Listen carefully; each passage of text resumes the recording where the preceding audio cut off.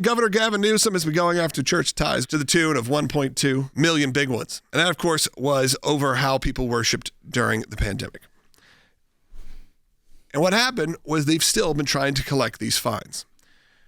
We have all said, look, we know some of the hypocrisy that came upon California. We know Gavin Newsom is one of those people violating his own rules. We said, it's been long enough.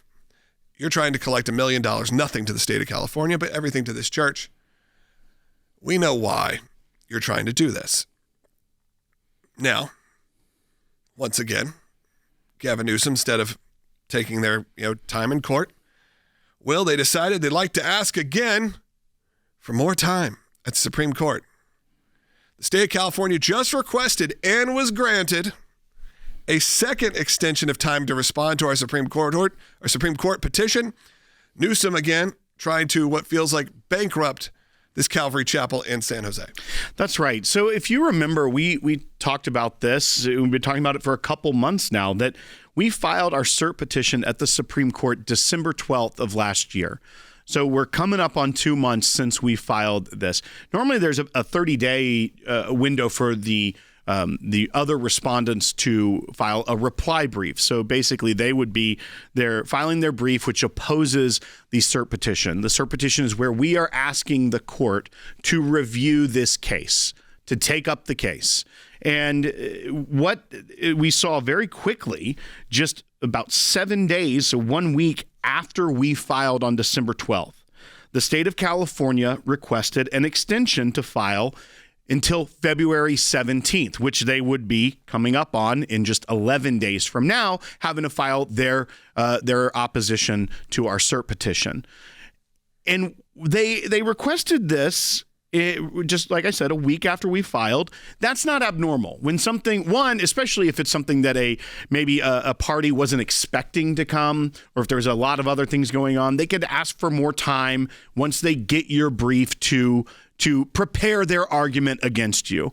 And so the Supreme Court granted that. They gave them until February 17th to file their brief in opposition to our cert petition. But then this week, after getting an extra month of time to respond to the ACLJ and our client, Calvary Chapel San Jose, which we are defending here at the Supreme Court, they filed a motion for another extension for their response till March 19th. This is an extremely rare request. It's not something typically the Supreme Court you're even seeing 2 extensions requested. The Supreme Court did grant that. They do give a lot of leeway to states. They know that obviously states have a lot going on. So it's not as abnormal to me that the Supreme Court granted it per se, because it's the state of California. It is more abnormal that state of California requested a second extension. Now, we don't know what their reasoning is, but I like to believe personally that they don't know what their argument is going to be to respond to us, to tell the Supreme Court, don't take this up. Because they know deep in their hearts how egregious this is, and that they're probably going to lose, and they're really trying hard to craft this argument. Now, once again, this is what I hope to be the case. We don't know for sure, but that is what I want to believe is happening. Like, look, I'm not in for that much longer. I can delay this thing, and then it's someone else's problem. It's not me. I mean, yeah, technically it still is, but you know what I mean. I'm no longer the governor. It's old news. The ACLJ is continuing to fight back, and we want you to be a part of the team today as we continue. I get it. I know I never want to paint with a broad brush. We're not in a fight with California. We're in a fight with the political side of California. There's a lot of great people there. We have members of our team there. We got offices, and we have people who are Californians, proud Californians. We love the state of California. It's actually, between California and Texas, those are our 2 biggest support hubs for the ACLJ. Understand that. Old school, televangelism, all the things that used to, a lot of that was Christian music, all of it was coming out of Southern California. We know that there is a big group of you that listen and watch in California. So when we say we're taking on California, understand we mean the government, the state of California. You need to be a part of that as well. Today we have, again, so much going on. Not even just with that. I mean, we filed an amicus brief in the U.S. Supreme Court, again, to stop another California attack, this one on Christian schools, trying to make, if you're a Christian school, but you have to now make the Christian part of your school optional. So you can send your kids to this private Christian school, and California says, yeah, but we can tell the Christians they can't teach about Christ. Well, and I think, once again, this goes back to what we're talking about here.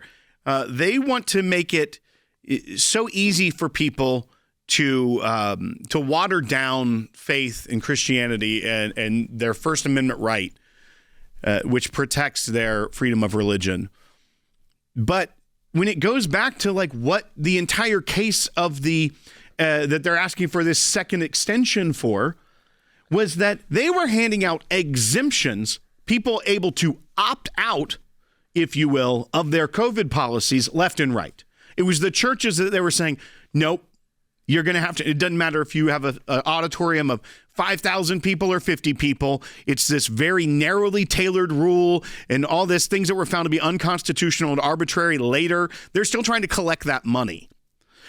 But at the same time, they want to be like, hey, you can opt out of your Christian teaching at your Christian school. So it is always the option to opt out if you're secular in California, but they are making these absurd rules, both when it comes to Christian schools, the way they applied COVID rules to the churches.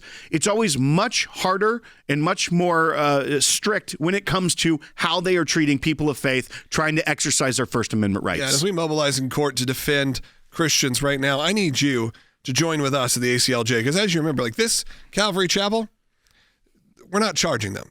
Clients don't get charged here at the ACLJ. We are funded by you, the supporter, the ACLJ donor, the ACLJ champion.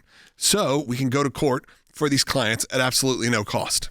So we can provide all the invaluable resources on our website and through this broadcast and through this podcast and through every way you get our media at absolutely no cost. So I encourage you, you can go to aclj.org. You can sign a petition right now as we mobilize in court to help defeat these attacks on our faith.